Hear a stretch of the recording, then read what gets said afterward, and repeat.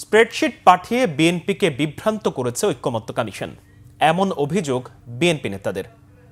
তারা বলেন সংস্কারে বেশি সময় নেওয়া যাবে না, যাতে মানুষের পরিবর্তনের আকাঙ্ক্ষা নষ্ট না হয়ে যায়। সকালে জাতীয় সংসদ ভবনে জাতীয় ঐক্যমত্য কমিশনের সাথে বৈঠকে বিএনপি নেতারা এসব কথা বলেন।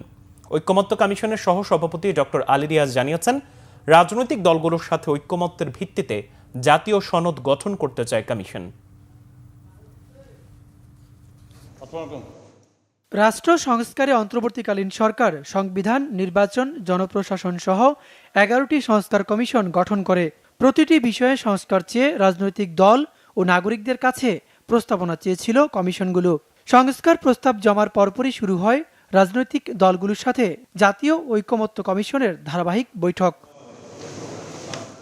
বৃহস্পতিবার সকালে জাতীয় সংসদের এলডি হলে ঐক্যমত্য কমিশনের সাথে আলোচনায় বসে বিএনপির স্থায়ী কমিটির সদস্য সালাউদ্দিন আহমেদের নেতৃত্বে 5 সদস্যের একটি প্রতিনিধি দল। আলোচনার শুরুতে কথা বলেন জাতীয় ঐক্যমত্য কমিশন ও বিএনপির প্রতিনিধিরা।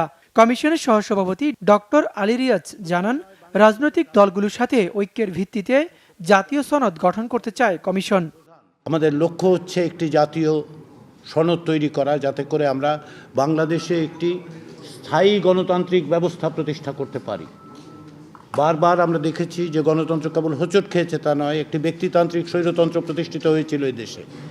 বৈঠকের শুরুতে বিএনপির পক্ষে কথা বলেন জাতীয় স্থায়ী কমিটির সদস্য নজরুল ইসলাম খান। দাবি করেন, দেশের সবচেয়ে বেশি সংস্কার হয়েছে বিএনপির শাসনামলে। আমরা তো দেশের আন্দোলনের রত সব রাজনৈতিক দলের সঙ্গে আলোচনা করে 31 দফা রাষ্ট্র সংস্কার কর্মসূচি। পরে বৈঠকের সারসংক্ষেপ নিয়ে গণমাধ্যমে কথা বলেন দলটির স্থায়ী কমিটির সদস্য সালাউদ্দিন আহমেদ।